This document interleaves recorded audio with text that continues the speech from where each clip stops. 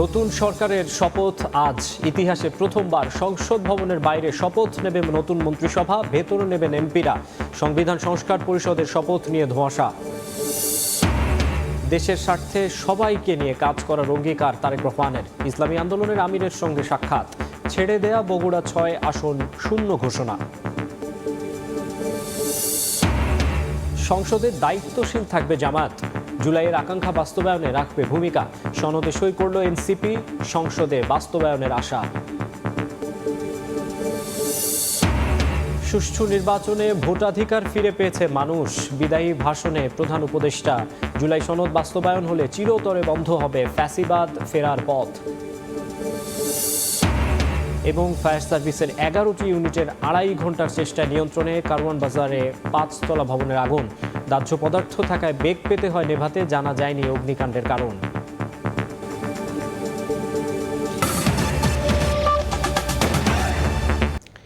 দেশের ইতিহাসে প্রথমবার সংসদ ভবনের দক্ষিণ প্লাজায় শপথ নেবে নতুন মন্ত্রিসভা।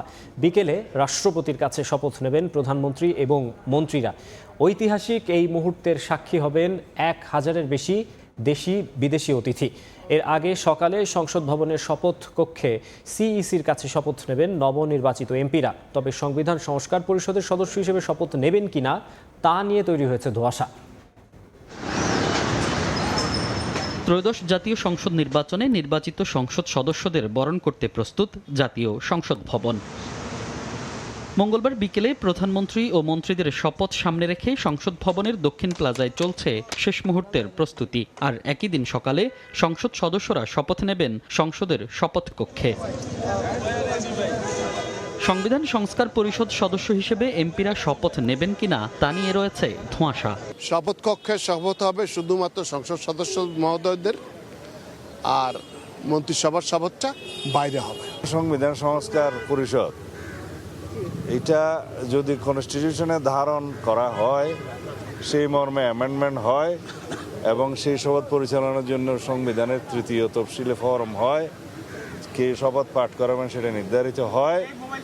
এতগুলো হয়ের পরে তারপরে হতে পারে। এদিকে নতুন মন্ত্রী প্রতিমন্ত্রীদের জন্য বাসা প্রস্তুত করছে সরকার। সোমবার সকালে সচিবালয়ে গৃহায়ন ও গণপূর্ত মন্ত্রণালয়ের উপদেষ্টা আদিলুর রহমান খান জানান, প্রস্তুত আছে 37টি বাসা। এছাড়া নতুন প্রধানমন্ত্রীর পছন্দ অনুযায়ী বাসভবনের ব্যবস্থা করা হবে বলেও জানান তিনি। 37টা বাড়ি রেডি করে রেখেছি। মিন্টু রোড, এই হেয়ার রোড, ধানমন্ডি এবং গুলশান মিলিয়ে এই পর্যন্ত এটা রেডি আছে। আর প্রয়োজনে আরো কয়েকটা বাড়িও তৈরি করার প্রস্তুতি চলছে। নতুন মন্ত্রীদের জন্য মন্ত্রিপরিষদ বিভাগ থেকে প্রয়োজনীয় সংখ্যক গাড়ি প্রস্তুত রাখার জন্য সরকারি যানবাহন অধিদপ্তরকে নির্দেশনা দেওয়া হয়েছে। একজন মন্ত্রী মহোদয় আসেন, তার জন্য একজন গাড়ি লাগে, একজন দেহরক্ষী থাকেন, তার বাসস্থান কোথায় হবে সেগুলোর ব্যবস্থা করতে হয়। মঙ্গলবার সকাল 10টায় প্রধান নির্বাচন কমিশনারের কাছ থেকে শপথ নেবেন 297 আসনে নবনির্বাচিত সংসদ সদস্যরা। আর বিকেল 4টায় রাষ্ট্রপতি শপথ পড়াবেন নতুন সরকারের প্রধানমন্ত্রী এবং মন্ত্রিপরিষদ সদস্যদের। মনির হোসাইন, সময় সংবাদ, ঢাকা। জাতীয় সংসদ ভবনের দক্ষিণ প্লাজায় নতুন সরকারের শপথ অনুষ্ঠান ঘিরে নেওয়া হয়েছে 4 স্তরের নিরাপত্তা ব্যবস্থা। দায়িত্ব পালন করবেন পুলিশ, র্যাব, সেনাবাহিনী এবং বিজিবির 15,000 সদস্য। স্ট্যান্ড বাই থাকবে সোয়াট, বম্ব ডিসপোজাল ও কেনাইনের মতো বিশেষায়িত ইউনিটও। শপথ অনুষ্ঠানের জন্য আজ সকাল সন্ধ্যা বন্ধ থাকবে লেক রোড ও মানিক মিয়া অ্যাভিনিউ। মাসুদুর রহমানের রিপোর্ট। ত্রয়োদশ জাতীয় সংসদ নির্বাচনে নিরঙ্কুশ সংখ্যাগরিষ্ঠতা অর্জন করে সরকার গঠন করতে যাচ্ছে বিএনপি। দেশের ইতিহাসে প্রথমবার জাতীয় সংসদের দক্ষিণ প্লাজায় হতে যাচ্ছে নতুন সরকারের শপথ। ঐতিহাসিক মুহূর্তের সাক্ষী হচ্ছেন 1000-এর বেশি দেশি বিদেশি অতিথি। মেগা ইভেন্ট সামনে রেখে দক্ষিণ প্লাজায় চলছে কর্মযজ্ঞ। শপথ অনুষ্ঠানের নিরাপত্তায় এরই মধ্যে দক্ষিণ প্লাজা জুড়ে সুইপিং করেছে বম্ব ডিসপোজাল ইউনিট ও ডগ স্কোয়াড। গুরুত্বপূর্ণ স্থানে সাদা পোশাকে অবস্থান করছেন গোয়েন্দারা। সংসদের প্রবেশপথ ও ভেতরে মিলিয়ে নেওয়া হয়েছে 4 স্তরের নিরাপত্তা। এছাড়াও স্ট্যান্ড বাই থাকবে বিশেষায়িত সব ইউনিট। ডিএমপি বলছে, মন্ত্রিপরিষদ সদস্যদের বাসা থেকে সংসদের দক্ষিণ প্লাজার উদ্দেশ্যে রওনা দেওয়ার সময় থেকেই দেওয়া হবে নিরাপত্তা। প্রোটোকলের জন্য প্রস্তুত রাখা হয়েছে 150 গাড়ি। আনা নেওয়া থেকে শুরু করে রুট কেন্দ্রিক প্লাস হয়েছে সংসদ ভবনের চতুর্পাশে পেরিফেরাল একটা ডিপ্লয়মেন্ট থাকবে, এরপরে ইনার কর্ডনে থাকবে, তারপর মন্ত্রী বা যারা শপথ গ্রহণ করবেন তাদের জন্য একটা আলাদা জোনেই করা থাকবে যেখানে অন্যরা হয়তো যেতে পারবে না। আমাদের এরকম কয়েক ধরনের নিরাপত্তা ব্যবস্থা আছে। শপথ অনুষ্ঠানে নিরাপত্তায় থাকবে পুলিশ, র্যাব, সেনাবাহিনী ও বিজিবির 15,000 সদস্য। কোনো শঙ্কা না থাকলেও নেওয়া হয়েছে সর্বোচ্চ নিরাপত্তা ব্যবস্থা। মিটিং হয়েছে এবং পর্যাপ্ত আইন শৃঙ্খলা বাহিনী, পুলিশ, র্যাব, বিজিবি তারা নিয়োজিত থাকবে। কোনো ধরনের নিরাপত্তা সংক্রান্ত কোনো থ্রেট আমরা আশঙ্কা করছি না।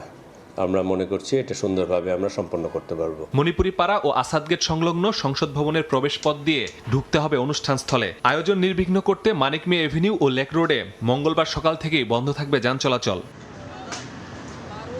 শপথ গ্রহণ অনুষ্ঠান ঘিরে নেই কোনো নিরাপত্তা আশঙ্কা, তারপরেও সর্বোচ্চ সতর্ক অবস্থানে আইন শৃঙ্খলা বাহিনী। জাতীয় নির্বাচনের মতো এই অনুষ্ঠানকেও সর্বোচ্চ নিরাপদ করতে চায় আইন শৃঙ্খলা বাহিনীর প্রতিটি সদস্য। মাসুদুর রহমান, সময় সংবাদ, ঢাকা। এদিকে নতুন সরকারের শপথ অনুষ্ঠানে অংশ নিতে মালদ্বীপের রাষ্ট্রপতি মোহাম্মদ মুইজ্জু, ভুটানের প্রধানমন্ত্রী লোটে শেরিং তোবগে, ভারতের লোকসভার স্পিকার ওম বিড়লা, পাকিস্তানের সিনিয়র মন্ত্রী আহসান ইকবাল সহ দক্ষিণ এশিয়ার 6 দেশের প্রতিনিধি ঢাকায় আসছেন। সোমবার সকালে ঢাকায় পৌঁছান নেপালের পররাষ্ট্রমন্ত্রী বালা নন্দা শর্মা। ভারতের পক্ষ থেকে শপথ অনুষ্ঠানে অংশ নেবেন দেশটির লোকসভার স্পিকার ওম বিড়লা ও পররাষ্ট্র সচিব বিক্রম মিশ্রি। পাকিস্তানের পক্ষে আসছেন পরিকল্পনা মন্ত্রী আহসান ইকবাল। শ্রীলঙ্কা থেকে আসছেন দেশটির স্বাস্থ্যমন্ত্রী নালিন্দা জয়াতিসা। আসছেন যুক্তরাজ্যের ভারত প্রশান্ত মহাসাগরীয় বিষয়ক আন্ডার সেক্রেটারি সীমা মালহোত্রাও। মঙ্গলবার বিকেলে অর্থাৎ আজ জাতীয় সংসদের দক্ষিণ প্লাজায় শপথ নেবে নতুন সরকার।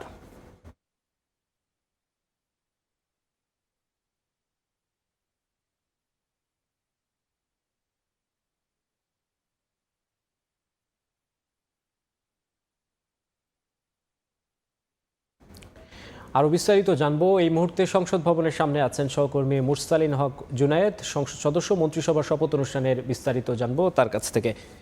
তথ্যগুলো সময় টিভির স্ক্রিনের মধ্য দিয়ে দর্শকরা জেনে গেছেন, তার প্রতিটির যে বাস্তবায়ন প্রক্রিয়া সেটি কিন্তু ইতিমধ্যেই সংসদ ভবনের 6 নং গেট অর্থাৎ পূর্ব দিকের মণিপুরি পাড়া সংলগ্ন যে প্রবেশপত্র রয়েছে সেখানে কিন্তু ইতিমধ্যেই দেখা যাচ্ছে ব্যস্ততার যেই মাত্রা সেটি কিন্তু শুরু হয়ে গেছে সকাল থেকেই।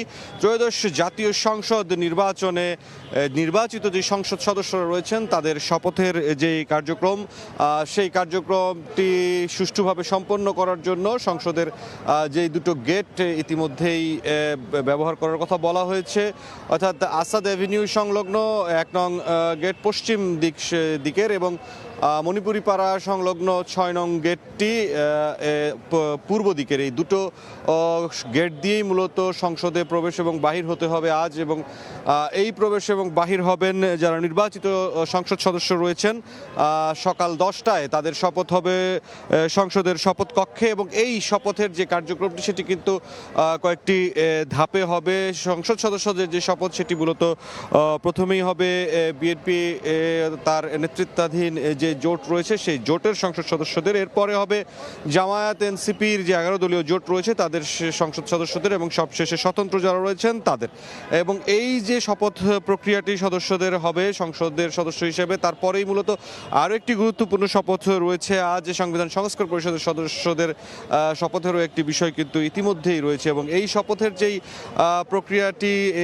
প্রক্রিয়াটি সম্পন্ন করার জন্য ইতিমধ্যেই সংসদ সচিবালয়, সরকার, আইন শৃঙ্খলা বাহিনীর সর্বস্তর থেকে কিন্তু যে প্রস্তুতি সেটি সম্পন্ন হয়েছে। শুধুমাত্র বাস্তবায়নের যে অপেক্ষাটি অর্থাৎ সকাল 10টায় যে শপথ নেয়ার কার্যক্রম শুরু হবে সেই কার্যক্রমের জন্যই মূলত এখন পর্যন্ত অপেক্ষা। এবং দেখা যায় এখন পর্যন্ত সংসদ সদস্যদের যেই শপথের প্রক্রিয়াটি শপথ পাঠ করাবেন প্রধান নির্বাচন কমিশনার নাসিরউদ্দিন তিনি, এবং তাকে ইতিমধ্যেই কিন্তু চিঠিও দেওয়া হয়েছে সরকারের পক্ষ থেকে, তিনিও উপস্থিত হবেন।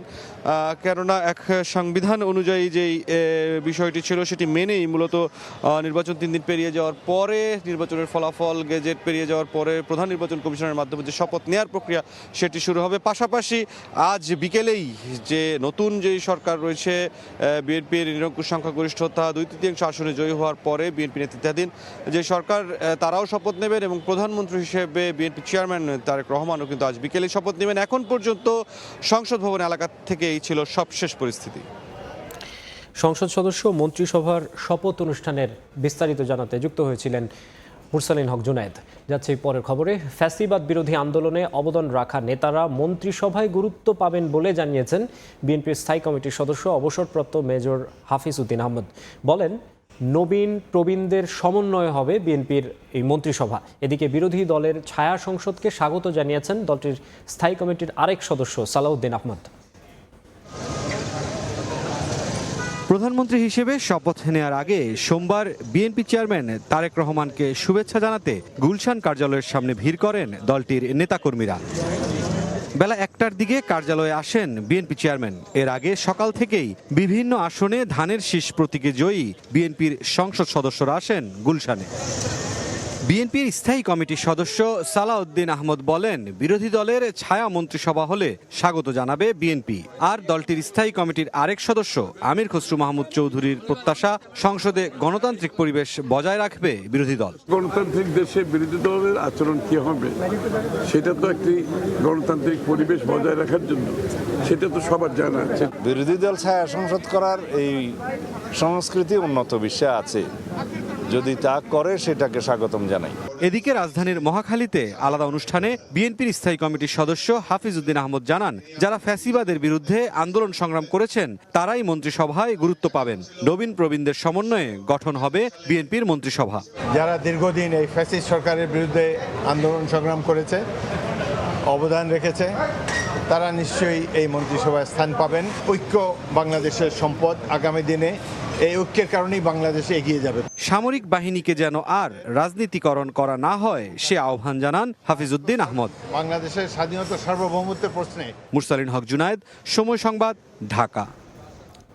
দেশের স্বার্থে সবাইকে নিয়ে কাজ করার অঙ্গীকার ব্যক্ত করেছেন বিএনপি চেয়ারম্যান তারেক রহমান। ইসলামী আন্দোলন বাংলাদেশের আমিরের সঙ্গে সাক্ষাৎ করে দলগুলোর সহযোগিতা চান তিনি। ইসলামী আন্দোলনের নেতারা ব্রিফিংয়ে বলেন, তারেক রহমান সবাইকে নিয়ে কাজ করবেন বলে জানিয়েছেন। ভালো কাজ করলে সমর্থন এবং বিতর্কিত কিছু করলে প্রতিবাদ করবে ইসলামী আন্দোলন। ইসলামী আন্দোলন বাংলাদেশের আমির চরমনাই পীর মুফতি সৈয়দ রেজাউল করিমের সঙ্গে সৌজন্য সাক্ষাৎ করেছেন বিএনপি চেয়ারম্যান তারেক রহমান। সোমবার সন্ধ্যা 7টার দিকে তার গাড়িবহর চরমনাই পীরের সিদ্ধেশ্বরী রোডের বাসভবনে প্রবেশ করে। এ সময় তাকে ফুলেল শুভেচ্ছা জানান ইসলামী আন্দোলনের আমির। প্রায় 1 ঘন্টা তারেক রহমান সৈয়দ রেজাউল করিমের বাসায় অবস্থান করেন। সৌজন্য সাক্ষাতে বিএনপি ও ইসলামী আন্দোলন বাংলাদেশের শীর্ষ নেতারা অংশ নেন।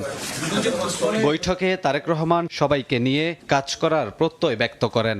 বলেন, গণতান্ত্রিক পন্থায় দেশকে এগিয়ে নিতে সব রাজনৈতিক দলের সহযোগিতা প্রয়োজন। বৈঠক শেষে সাংবাদিকদের ব্রিফ করেন চরমনাই পীর মুফতি সৈয়দ রেজাউল করিম। বলেন, 2 দলীয় প্রধানের অত্যন্ত সৌহার্দ্যপূর্ণ আলোচনা হয়েছে। ভালো কাজ করলে সমর্থন ও বিতর্কিত কিছু করলে প্রতিবাদ করবে বলেও জানান তিনি। আমরা সবাই একত্রিত হয়ে দেশটাকে যেন আমরা সুন্দর করতে পারি, এই কথাটাই আমরা বিশেষ করে তার সঙ্গে গুরুত্ব সহকারে আলোচনা করেছি। এবং তার আলোচনার মধ্যে আমরা এতটুকু আশ্বাস পেয়েছি যে সেও আমাদের সাথে কমিটমেন্ট করেছে ঐক্যতা, সৌহার্দ্যতা, সম্পর্ক তৈরি করে এই দেশ সুন্দরভাবে পরিচালনা করার। কোনো সিদ্ধান্ত দেশের বিরুদ্ধে হয়, ইসলামের বিরুদ্ধে হয়, তাহলে সেখানে কিন্তু আমরা নিয়মতান্ত্রিক প্রতিবাদ করব। নতুন সরকারের শপথ অনুষ্ঠানে অংশগ্রহণের প্রত্যয় ব্যক্ত করেন চরমনাই পীর। আজকে আলোচনা খুবই ফলপ্রসূ হয়েছে। কামরুল হাসান, সময় সংবাদ, ঢাকা। সংসদে দায়িত্বশীল থাকার পাশাপাশি জুলাইয়ের আকাঙ্ক্ষা বাস্তবায়নে ভূমিকা রাখবে জামায়াত। মগবাজারে বিজয়ী এমপিদের সঙ্গে মতবিনিময় শেষে এই কথা বলেন দলটির আমির ডাক্তার শফিকুর রহমান। এদিকে নির্বাচন পরবর্তী সহিংসতা বন্ধ না হলে আরেকটি অভ্যুত্থানের হুঁশিয়ারি দিয়েছে 11 দলীয় ঐক্য। পরের পর্যায়টা ছিল স্পষ্ট। বাংলাদেশ জামায়াত ইসলামীর নির্বাচিত এমপিদের নিয়ে সোমবার সন্ধ্যায় মগবাজার আল ফালা মিলনায়তনে জরুরি সভা করেন দলটির আমির ডাক্তার শফিকুর রহমান। সভার শুরুতেই তিনি বলেন, জুলাইয়ের আকাঙ্ক্ষা বাস্তবায়নে সংসদে ভূমিকা রাখবে জামায়াত। সরকার ও বিরোধী দলের দায়িত্বশীল আচরণে গণতন্ত্র প্রাতিষ্ঠানিক রূপ পাবে বলেও প্রত্যাশা তার। জনস্বার্থ সংরক্ষণ, দেশের স্বার্থ সংরক্ষণ হবে আমাদের মূল দায়িত্ব। দায়িত্ব নেওয়ার পরে আমরা তাদেরকে আশ্বস্ত করব, দেশ এবং জাতির স্বার্থে আপনাদের পাশে আছি। আমরা হাতে হাত রেখে কাজ করব। স্বার্থ বিঘ্নিত হলে আমরা আমাদের দায়িত্ব পালন করব। এই পাহারাদারির মধ্য দিয়ে একটা জাতিকে আমরা কাঙ্ক্ষিত গণতন্ত্রের রাস্তায় উঠাতে পারবো বলে আমরা আশাবাদী।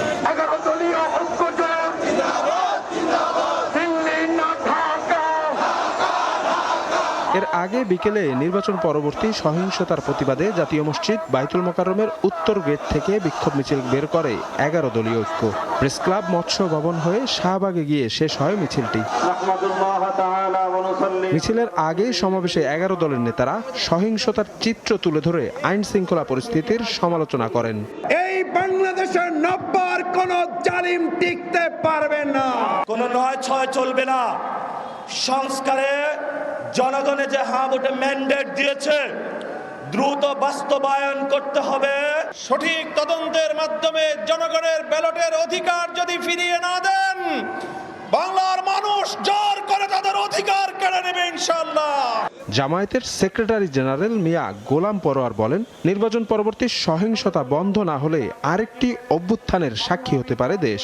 নির্বাচনে অনিয়ম, ম্যানিপুলেশন, নির্বাচন পরবর্তী সহিংসতা এবং নতুন করে রক্ত দিয়ে গড়া জুলাই সনদকে অস্বীকার করার যে পায়তারা করা হচ্ছে, তার বিরুদ্ধে নতুন করে বাংলার মানুষ আবার ফুঁসে উঠেছে। এ সময় ইসিতে যেসব আসনের ফলাফল নিয়ে অভিযোগ দেওয়া হয়েছে সেগুলো দ্রুত নিষ্পত্তির আহ্বান জানান 11 দলীয় ঐক্যের নেতারা। মজলুমরা থামতে জানে না, আমরাও থামবো না ইনশাআল্লাহ। শফিক মুন্সি, সময় সংবাদ, ঢাকা। অবশেষে জুলাই জাতীয় সনদে সই করল এনসিপি। সোমবার সন্ধ্যায় রাষ্ট্রীয় অতিথি ভবন যমুনায় দলটির আহ্বায়ক সনদে স্বাক্ষর করেন। নোট অব ডিসেন্টে স্পষ্ট বক্তব্য দরকার জানিয়ে নাহিদ ইসলাম বলেন, সনদ বাস্তবায়নের জন্য সংসদে যাবে তার দল। এ সময় গণরায় পূর্ণাঙ্গ বাস্তবায়নের আশা প্রকাশ করেন এনসিপি নেতারা। জাতীয় সনদ এখন এই জাতির সব জল্পনা কল্পনার অবসান ঘটিয়ে সরকারের শেষ দিনে জুলাই সনদ স্বাক্ষর করল জুলাই অভ্যুত্থান থেকে উঠে আসা দল এনসিপি। 17 অক্টোবর বিএনপি, জামায়াত সহ 24টি দল সংসদ ভবনে সনদে স্বাক্ষর করলেও বাস্তবায়ন প্রক্রিয়া ও আইনি ভিত্তি নিয়ে সংশয় জানিয়ে অনুষ্ঠান বর্জন করে দলটি। মূলনীতি সহ কয়েকটি বিষয়ে আপত্তি জানিয়ে বাম ঘরানার 4টি দলও স্বাক্ষর করেনি। আমরা তাদেরকে অভিনন্দিত করি। 13 নভেম্বর সনদ বাস্তবায়নে সরকার গেজেট প্রকাশ করে। ত্রয়োদশ নির্বাচনেও হাঁ ভোটের পক্ষে রায় দেয় জনগণ। অবশেষে সোমবার সন্ধ্যায় রাষ্ট্রীয় অতিথি ভবন যমুনায় আসেন নাহিদ ইসলামের নেতৃত্বে এনসিপির 6 সদস্য, স্বাক্ষর করেন সনদে। পরে সংবাদ সম্মেলনে নাহিদ ইসলাম জানান, প্রধান উপদেষ্টার আমন্ত্রণে সনদে স্বাক্ষর করেছে তার দল। গণভোটের জনরায় বাস্তবায়নে আশা প্রকাশ করেন তিনি। নোট অফ ডিসেন্ট কোনো সিদ্ধান্তের অংশ হতে পারে না, ফলে নোট অফ ডিসেন্ট নিয়ে স্পষ্ট বক্তব্য থাকা প্রয়োজন। গণভোটের জনগণের রায় সংস্কারের পক্ষে এসেছে, হ্যাঁ পক্ষে এসেছে। আমরা জাতীয় নাগরিক পার্টি এনসিপি কিন্তু সংসদ নির্বাচনে অংশগ্রহণ করেছি, সংসদে যাচ্ছি এই জুলাই জাতীয় সনদ এবং এই যে সংস্কারের আকাঙ্ক্ষা সেটা বাস্তবায়ন করার জন্য।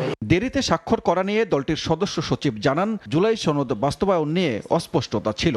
জুলাই সনদের মধ্য দিয়ে আমরা যতটুকু অর্জন করতে পেরেছি সে অর্জনকে যেন আমরা পুরো মাত্রায় আমাদের করে পেতে পারি, বাংলাদেশ রাষ্ট্র যেন জুলাই সনদের পূর্ণ সুফলটা ভোগ করতে পারে, তারই নিরিখে আমরা আজকে জুলাই সনদের যে আনুষ্ঠানিকতা, স্বাক্ষরের আনুষ্ঠানিকতা আমরা আজকে সম্পন্ন করেছি। আমরা আপনাদেরকে একটা বিষয় জানিয়ে দিতে চাই যে এবারের যে নির্বাচন সেটা যেমন একই সাথে জাতীয় সংসদ নির্বাচন এবং একই সাথে এটা সংবিধান সংস্কার পরিষদের নির্বাচন। গণভোটের রায়ের পর সংসদের 180 দিনের মধ্যে জুলাই সনদ বাস্তবায়নে আইনি বাধ্যবাধকতা আছে। আমরা জুলাই জাতীয় সনদ। সানবীর রূপল, সময় সংবাদ, ঢাকা। এই নির্বাচনের উৎসব মুখর পরিবেশ স্মরণীয় হয়ে থাকবে। সুষ্ঠু নির্বাচনের মাধ্যমে ভোটাধিকার ফিরে পেয়েছে দেশের মানুষ। সোমবার রাতে জাতির উদ্দেশ্যে বিদায়ী ভাষণে এই কথা বলেন প্রধান উপদেষ্টা ডক্টর মোহাম্মদ ইউনূস। জুলাই সনদ বাস্তবায়ন হলে ফ্যাসিবাদ ফেরার পথ চিরতরে বন্ধ হবে উল্লেখ করে ডক্টর ইউনূস আরও বলেন, গুম, খুন এবং মানবাধিকার লঙ্ঘনের সংস্কৃতি যেন আর ফিরে না আসে সেই পদক্ষেপ নিয়েছে অন্তর্বর্তী সরকার। দেশে একটি জাতীয় নির্বাচন এবং ব্যাপক সাংবিধানিক পরিবর্তনের জন্য সর্বসম্মত জুলাই সনদের উপর গণভোট অনুষ্ঠান হলো।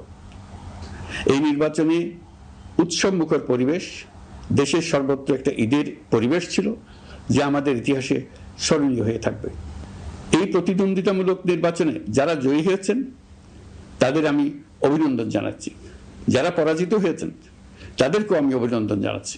আমরা একটি উৎসবমুখর, অবাধ, নিরপেক্ষ, শান্তিপূর্ণ, পরিচ্ছন্ন ও বিশ্বাসযোগ্য জাতীয় নির্বাচনের আয়োজন করেছি, যার মাধ্যমে জনগণ আবার তাদের ভোটাধিকার ফিরে পেয়েছে।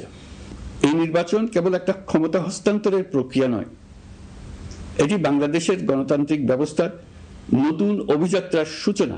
বাংলাদেশ যেন আর কখনো মানবাধিকারহীন রাষ্ট্রে পরিণত না হয় সেই লক্ষ্যে জাতীয় মানবাধিকার কমিশন অধ্যাদেশ জারি করা হয়েছে এবং কমিশন গঠন করা হয়েছে। ভবিষ্যতে আর কখনো কোনো জালেম মাথাচাড়া দিয়ে উঠতে না পারে, যেন আর কখনো ফ্যাসিবাদ প্রতিষ্ঠিত না হয়, শত শত আয়নাঘর সৃষ্টি না হয়, বিচার বহির্ভূত হত্যা ফিরে না আসে, সেই জন্য কেবল রাজনৈতিক অঙ্গীকারই যথেষ্ট নয়। প্রয়োজন ন্যায় বিচার নিশ্চিত করার লক্ষ্যে বিচার ব্যবস্থা ও রাষ্ট্রীয় কাঠামোর মৌলিক ও গভীর সংস্কার। এই উপলব্ধি থেকেই অন্তর্বর্তী সরকার তার সংস্কার কর্মসূচিকে সর্বোচ্চ অগ্রাধিকার দিয়েছে। আমরা যারা এই অর্থনীতি আবার চালু করার দায়িত্ব পেয়েছিলাম তারা দিশা খুঁজে পাচ্ছিলাম না। এখন যাবার সময় স্বস্তি পাচ্ছি যে আমরা অবস্থার মোকাবেলা করতে পেরেছি এবং নতুন অর্থনীতির বুনিয়াদ রচনা করে রেখে যেতে পারছি। এখন আর পাওনাদাররা আমাদের তাড়া করতে আসবে না। আন্তর্জাতিক লেনদেনে আমরা চোখে অন্ধকার দেখব না। আমাদের রিজার্ভের পরিমাণ এখন $34 বিলিয়ন। সকালের সময় আরও থাকছে। কক্সবাজারে চিংড়ি ঘেরের মালিককে ছুরিকাঘাতে হত্যা করল কর্মচারী। ছাঁটাই করার জেরে খুন দাবি স্বজনদের, 2 জন আটক। একমাত্র আরএফএল গ্লাস পাইপ নিশ্চিত করে প্রতি ইঞ্চিতে সঠিক থিকনেস ও সঠিক মাপ। পাইপের বস, না কিনলে লস। বিএনপির সুশাসন এবং নাগরিক সেবার প্রতিশ্রুতি বাস্তবায়নে মন্ত্রিসভায় দক্ষ ও যোগ্যদের দেখতে চান বিশ্লেষকরা। তারা বলছেন, অভিজ্ঞতার পাশাপাশি মন্ত্রিসভায় নবীন প্রবীণের সমন্বয় প্রয়োজন। বুলবুল রেজার রিপোর্ট।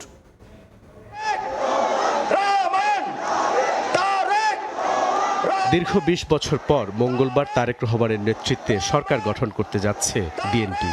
এই 2 দশকে বিএনপিকে পার হতে হয়েছে অনেক চড়াই উতরাই। অবশেষে 12 ফেব্রুয়ারির ভোটে জনগণ আস্থা রেখেছে দলটির ওপর।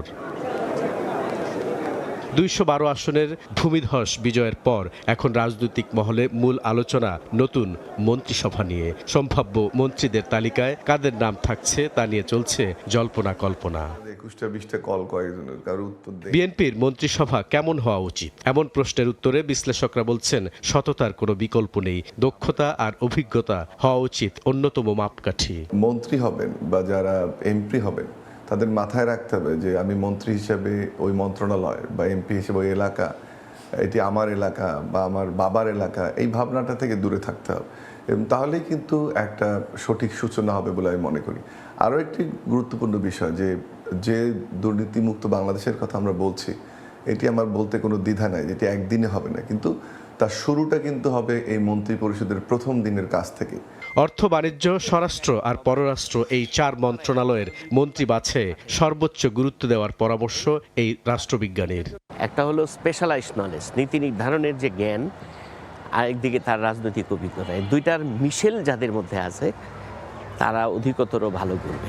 সরকার যে ধরনের পরিকল্পনা হাতে নিয়েছে, এই পরিকল্পনাগুলো বাস্তবায়ন করতে হলে তার বিদেশের সাথে সম্পর্ককে স্বাভাবিক করতে হবে।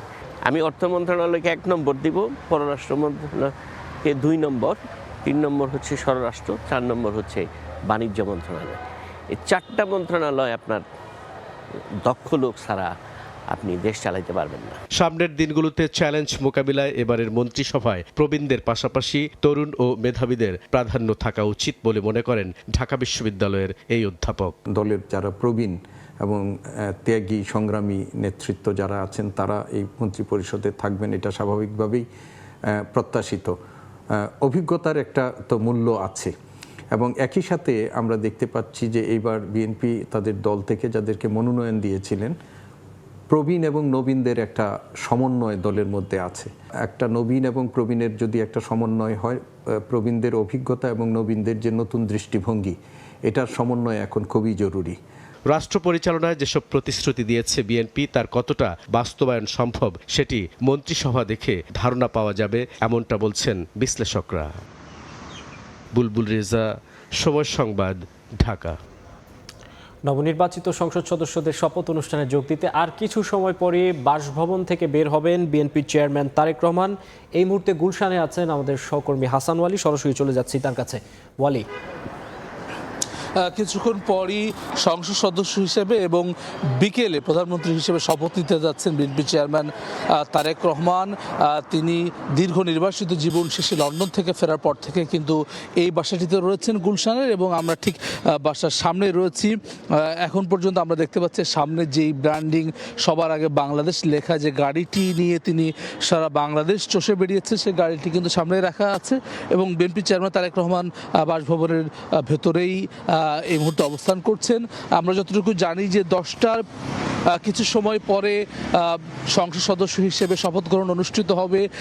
একই সঙ্গে সংবিধান সংস্কার পরিষদের শপথও নেবেন এমপিরা, এবং এরপরেই যেই সংসদ সদস্যদের যেই প্রথম বৈঠক সেটি অনুষ্ঠিত হবে। এরপরে আসলে মন্ত্রিসভার যেই সদস্যরা তারা শপথ নেবেন বিকেল 4টা নাগাদ জাতীয় সংসদ ভবনের দক্ষিণ প্লাজায়। এবং মন্ত্রী পরিষদ নিয়ে নানান ধরনের কানাঘুষা কারা হচ্ছেন সেটি নিয়ে এক ধরনের আলোচনা চললেও একটি পদ কিন্তু একেবারে নির্ধারিত, সেটি প্রধানমন্ত্রী হতে যাচ্ছেন শহীদ রাষ্ট্রপতি জিয়াউর রহমান এবং সাবেক প্রধানমন্ত্রী বেগম খালেদা জিয়ার বড় পুত্র বিএনপি চেয়ারম্যান তারেক রহমান, যিনি দীর্ঘদিন ধরে আসলে বিএনপিকে নেতৃত্ব দিয়ে আসছেন। স্বৈরাচার বিরোধী আন্দোলনে দীর্ঘ সময় যিনি লন্ডনে নির্বাসিত থাকা অবস্থাতেও ভারপ্রাপ্ত চেয়ারম্যান হিসেবে নেতৃত্ব দিয়েছেন, এবং একই সঙ্গে বিএনপি চেয়ারপারসন বেগম খালেদা জিয়া তিনি চিকিৎসাধীন অবস্থায় শেষ ত্যাগ করার পরে, মারা যাওয়ার পরে কিন্তু তিনি বিএনপির হাল ধরেছেন চেয়ারম্যান হিসেবে, সারা দেশ চষে বেরিয়েছেন এবং তার হাত ধরে কিন্তু বিএনপি 2/3 আসনে ভূমিধস বিজয় পেয়েছে জাতীয় সংসদ নির্বাচনে। এবং সেই আজকে ফলাফল হিসেবে আজকে কিন্তু সেই সরকার গঠনের পালা। সেই সরকার গঠনের মধ্য দিয়ে কিন্তু আসলে আগামী দিনে বিএনপি যে দেশ গঠনের রূপরেখা দিয়েছে, বাংলাদেশ পুনর্গঠনের কথা বলছে, সেই কাজ শুরু করবে এবং বিএনপি চেয়ারম্যান তারেক রহমান প্রধানমন্ত্রী হিসেবে শপথ নেবেন।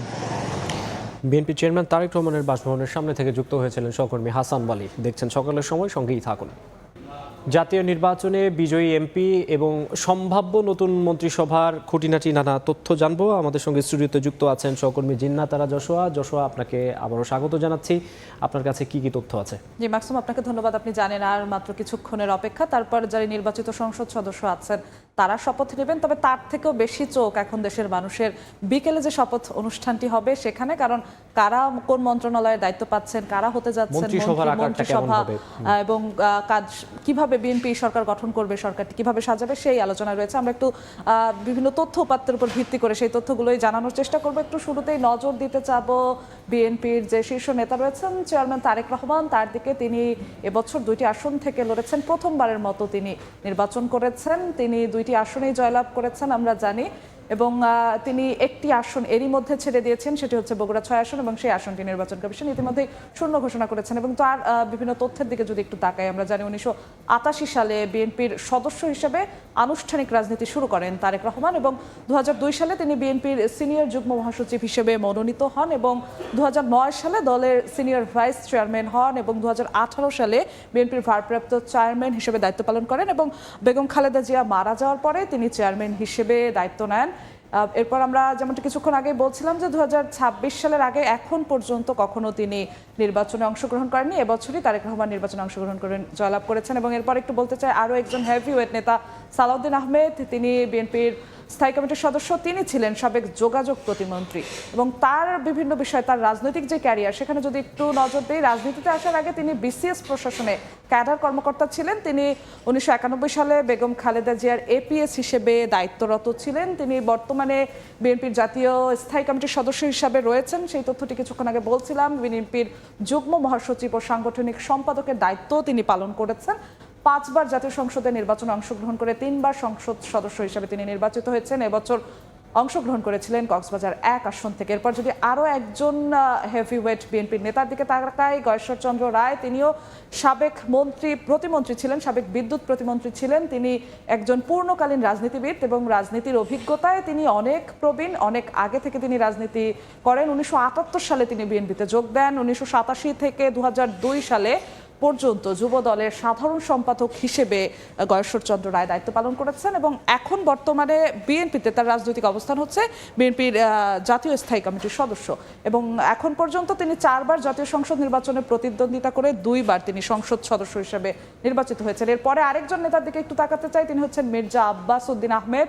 তিনি এবার ঢাকা 8 আসন থেকে লড়াই করেছেন এবং সবচেয়ে আলোচিত যে আসন ছিল এবার ত্রয়োদশ জাতীয় সংসদ নির্বাচনে, সেই নির্বাচনে তিনি ছিলেন বিএনপির মনোনীত প্রার্থী এবং নানা আলোচনার পর তিনি কিন্তু জয়লাভ করেছেন। তিনি একজন রাজনীতিবিদ এবং বিশিষ্ট ব্যবসায়ী এবং বিএনপিতে তার পরিচয় হচ্ছে বর্তমানে তিনি স্থায়ী কমিটির একজন সদস্য।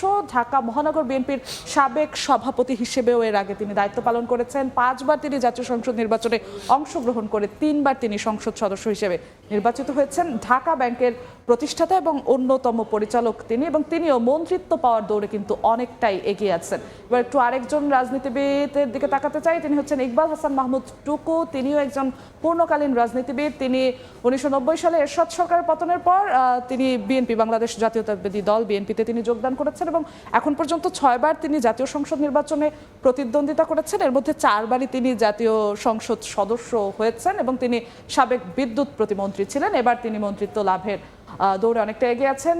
একটু নজর দিতে চাই অন্য যে নেতারা আছেন তার মধ্যে একজন হচ্ছেন অবসরপ্রাপ্ত air vice marshal Altaf Hossain Chowdhury, যিনি ছিলেন সাবেক বাণিজ্য মন্ত্রী। তিনি বাংলাদেশ বিমান বাহিনীর প্রধান হিসেবে 1991 থেকে 95 সাল পর্যন্ত দায়িত্ব পালন করেছেন।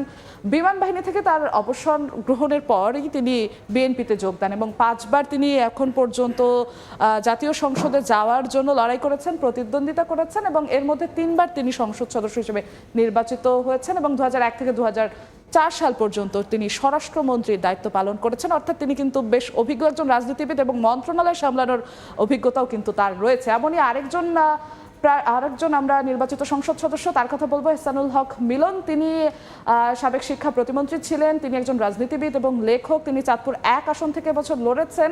বিএনপিতে আন্তর্জাতিক বিষয়ক কমিটির সদস্য হিসেবে রয়েছেন তিনি এবং ব্রুকলিন কলেজে শিক্ষকতা করেছেন এবং 90-এর দশকে বিএনপি ইউএসএ চ্যাপ্টারের প্রতিষ্ঠাতা আহ্বায়ক তিনি ছিলেন এবং শিক্ষাক্ষেত্রে আমরা যেমনটা বলছিলাম যে তিনি কিন্তু অনেক আলোচনার ছিলেন তখনকার সময়। তিনি যখন দায়িত্ব পালন করেছেন নকলমুক্ত পরীক্ষার পরিবেশ তৈরির জন্য, শিক্ষাক্ষেত্রের পরিবেশ তৈরির জন্য তিনি অনেক কাজ করেছেন।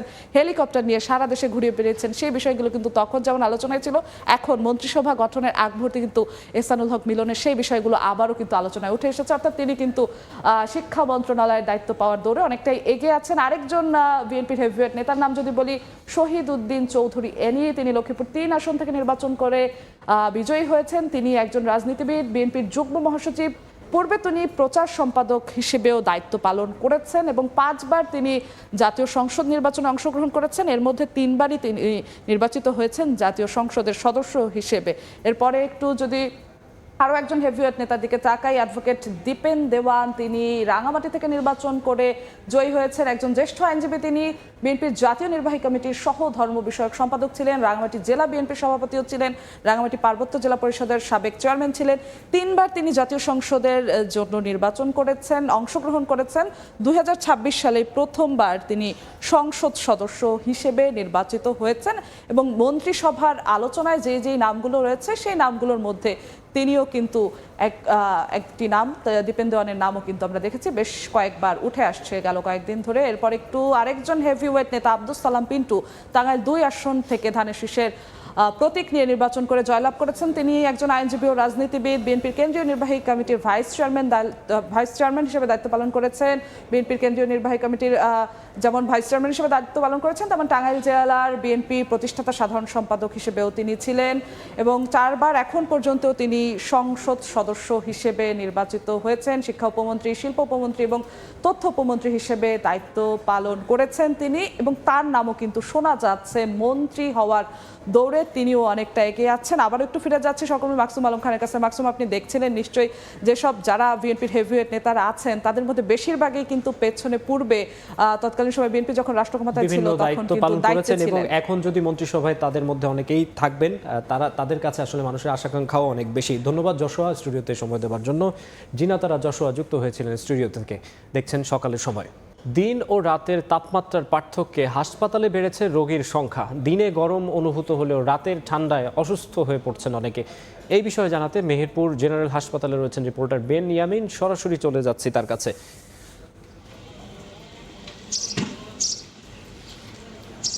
ঋতুর পরিবর্তনে কিন্তু আবহাওয়ারও একটি তারতম্য লক্ষ্য করা যাচ্ছে, যেখানে দিনের গরম এবং রাতে শীত অনুভূত হচ্ছে। আর এর প্রভাবেও কিন্তু হাসপাতালে রোগীর সংখ্যা বেড়েছে। মেহেরপুর জেনারেল হাসপাতাল, যেখানে 100 শয্যার সুবিধা রয়েছে, সেখানে কিন্তু যে তাপমাত্রা তারতম্য দেখা যাচ্ছে, সেখানে কিন্তু 100 শয্যার বিপরীতে প্রায় 250 জন রোগী এখানে ভর্তি রয়েছে। হাসপাতালে ভিতরে রোগীদের কিন্তু অনেকেই বারান্দায় ঠাঁই নিয়েছে। তো সেক্ষেত্রে আসলে পুরুষ বিভাগে যে তাপমাত্রা, পুরুষ বিভাগে যে রোগীরা রয়েছেন, সেই রোগীরা কিন্তু আসলে 40 শয্যার বিপরীতে 70 জন রোগী, এবং মহিলা বিভাগে কিন্তু ঠিক 40 শয্যার বিপরীতে 56 জন রোগী ভর্তি হয়ে চিকিৎসা নিচ্ছে। অপরদিকে কিন্তু আসলে শিশু রোগীর সংখ্যা কিন্তু কিছুটা কম রয়েছে। আমরা যেটি দেখেছি যে 40 শয্যার বিপরীতে শিশু রোগী কিন্তু রয়েছেন 34 জন শিশু এবং সার্জারি বিভাগে। তো সেক্ষেত্রে আসলে হাসপাতালে যারা চিকিৎসা দিচ্ছেন তারা কিন্তু জানাচ্ছেন যে আসলে বয়স্ক রোগী যারা রয়েছেন তারাই কিন্তু বেশি ভর্তি হচ্ছেন ঠান্ডা, হাঁপানি এবং শ্বাসকষ্টজনিত যে সকল রোগ রয়েছে সেই সকল রোগ নিয়ে। রোগীরা জানাচ্ছেন কিন্তু আসলে অসতর্কতার জন্যই তারা এই রোগে আক্রান্ত হয়েছেন, এবং সেক্ষেত্রে কিন্তু যে দিনের বেলায় গরম এবং রাতে যে ঠান্ডা রয়েছে, সেই ঠান্ডার কারণে তারা কিছুটা অসতর্ক হওয়ার কারণে তারা কিন্তু এই সকল রোগে ভুগছেন। তো সেক্ষেত্রে আসলে মেহেরপুর জেনারেল হাসপাতালে ডায়রিয়া রোগীও কিন্তু এখন রয়েছেন। এই ছিল মেহেরপুরে যে ঠান্ডাজনিত রোগের প্রভাব, সেই প্রভাবের সর্বশেষ খবর। মেহেরপুর জেনারেল হাসপাতাল থেকে রিপোর্টার বেন ইয়ামিন যুক্ত হয়েছিলেন। দেখছেন সকালের সময়, সঙ্গেই থাকুন। দেখছেন সকালের সময়। খেলার খবর। দেশে ফিরলেও সাকিব আল হাসানকে ওয়ানডে বিশ্বকাপের জন্য এখনই বিবেচনা করা ঠিক হবে না। দেশে আসার পর তার ঘরোয়া লিগের পারফরমেন্স দেখেই সিদ্ধান্ত নেওয়ার পরামর্শ সাবেক প্রধান নির্বাচক মিনহাজুল আবেদিন নান্নুর। টি-20তে না থাকলেও ওয়ানডে বিশ্বকাপে দারুণ কিছু করতে বিসিএল দিয়েই মেগা আসরের প্রস্তুতি শুরু করছে টাইগাররা। এদিকে টি-20 বিশ্বকাপে বহুল আলোচিত ভারত পাকিস্তান ম্যাচ দেখে হতাশ নান্নু। তার মতে বাংলাদেশ ইন্ডিয়া ম্যাচও এর থেকে অনেক বেশি প্রতিদ্বন্দ্বিতাপূর্ণ হয়। সাকিব আল হাসানের অ্যাভেলেবিলিটি, ফিটনেস এবং অ্যাক্সেসিবিলিটি প্লাস হচ্ছে যেইখানে খেলা হবে ভেন্যুতে ওখানে যদি প্রেজেন্ট থাকার মতো ক্যাপাসিটি থাকে, অবশ্যই বোর্ড বা সিলেকশন প্যানেল সাকিব আল হাসানকে পরবর্তীতে সিলেকশনের জন্য বিবেচনা করবে। হুট করে সাকিব আল হাসানকে নিয়ে বিসিবির এমন মন্তব্যে বেশ অবাকই হয়েছিলেন সবাই। মেলাতে শুরু করেন নানা হিসেব নিকেশ। তবে বর্তমান পরিস্থিতি বলছে সাকিবের ফেরা এখন কেবল সময়ের অপেক্ষা। জুলাই আন্দোলনের পর একাধিকবার দেশে ফেরার চেষ্টা করেও ব্যর্থ হন সাকিব। বিসিবির এমন ঘোষণার পরও চিন্তা ছিল ত্রয়োদশ জাতীয় নির্বাচন, কিন্তু নির্বাচিত সরকারের একাধিক নেতার সাকিবকে নিয়ে ইতিবাচক মন্তব্য দেখাচ্ছে আশার আলো। মার্চে পাকিস্তান সিরিজে মিস্টার 75কে দেখার সম্ভাবনা দেখছেন অনেকে। ভাবা হচ্ছে 2027 ওয়ানডে বিশ্বকাপের জন্য। তবে সাবেক নির্বাচকের মতে আগে তার ঘরোয়া লিগের পারফরমেন্স দেখাটা গুরুত্বপূর্ণ। Shakib Al Hasan one of the best cricketer বাংলাদেশে। ওর ফিটনেসের কী অবস্থা, ওর কী অবস্থার মধ্যে আছে, ওরা ডিসিশনটা নেবে। তো সুতরাং আগে তো ডোমেস্টিক খেলতে পারবে কিনা, কোথায় কী অবস্থান আছে, এগুলো সিলেকশন প্যানেলের ম্যানেজমেন্ট ডিসিশন নিয়ে ওটা চিন্তা ভাবনা করবে। ওয়ানডে বিশ্বকাপের জন্য এখন থেকেই প্রস্তুতি নেওয়া শুরু করেছে বাংলাদেশ। বিসিএল টুর্নামেন্টে কেন্দ্রীয় চুক্তির সকল ক্রিকেটারকে একসঙ্গে পাওয়া বেশ ভালোই কাজে দেবে বলে মনে করেন চিফ কোঅর্ডিনেটর। তবে টুর্নামেন্টে বিপিএল এর রেড ফ্ল্যাগধারী বিজয় মোসাদ্দেককে ফেরানোর বিষয়ে কোনো উত্তর নেই তার কাছে। 2027 50 ওভারে 50 ওভারের বিশ্বকাপ আছে, এই প্রিপারেশন এখান থেকে শুরু হবে। আর বিসিএলটা সবচেয়ে বড় জিনিস হলো যে এবার আমরা জাতীয় খেলোয়াড়দের যে পুলের যে খেলোয়াড় আছে সবাইকে একসাথে পাচ্ছি, এবং এই টুর্নামেন্টটা যথেষ্ট প্রাণবন্ধ হবে আশা করছি। এবং সবার এবিলিটি আছে এখানে, এবং সিলেক্টররা 4টা টিম রেডি করে দিয়েছে। তো আমার মনে হয় যে আমরা বেস্ট পসিবল খেলাটা দেখতে পাবো। তবে টি-20 বিশ্বকাপের বহুল আলোচিত ভারত পাকিস্তান ম্যাচ দেখে হতাশ নান্নু। তার মতে তথাকথিত এই ম্যাচের চেয়ে বাংলাদেশ ইন্ডিয়া ম্যাচের প্রতিদ্বন্দ্বিতা অনেক বেশি। এখন তো মনে হয় এই সাবকন্টিনেন্টের ভারত আর বাংলাদেশের খেলা এর চেয়ে বেশি প্রাণবন্ধ। তো সুতরাং আমারও এটা মনে হয় যে এখন ভারত পাকিস্তান ম্যাচের থেকে ভারত বাংলাদেশ ম্যাচের দিকে মানুষের নজর থাকে বেশি, যাতে এই বিশ্বকাপে এটা মিস হচ্ছে। এদিকে নতুন সরকারের কাছে দ্রুত ঘরোয়া লিগের সমস্যা সমাধানের অনুরোধ সাবেক অধিনায়কের। তামিম হোসেন, সময় সংবাদ, ঢাকা। এ পর্যায়ে শীর্ষ সংবাদগুলো জানিয়ে দিচ্ছে আরেকবার।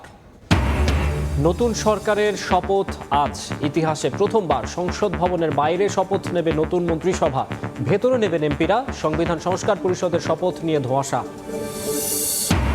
দেশের স্বার্থে সবাইকে নিয়ে কাজ করার অঙ্গীকার তারেক রহমানের। ইসলামী আন্দোলনের আমিরের সঙ্গে সাক্ষাৎ। ছেড়ে দেয়া বগুড়া 6 আসন শূন্য ঘোষণা। এবং সংসদে দায়িত্বশীল থাকবে জামায়াত। জুলাইয়ের আকাঙ্ক্ষা বাস্তবায়নে রাখবে ভূমিকা। সনদে সই করল এনসিপি। সংসদে বাস্তবায়নের আশা।